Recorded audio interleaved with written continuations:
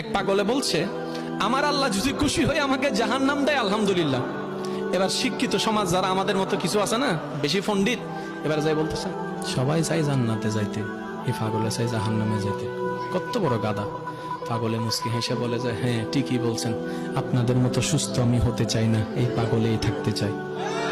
এবার তাদের একটু টনক লটলো, কয় কেন? সবাই চাই জান্নাত, তুমি চাচ্ছ জাহান্নাম। বলে যে ভাইয়ারা, আপনারা মনে হয় আমার কথাটা খেয়াল করেন নাই। আমি বলেছি আমার রব যদি খুশি হয়ে,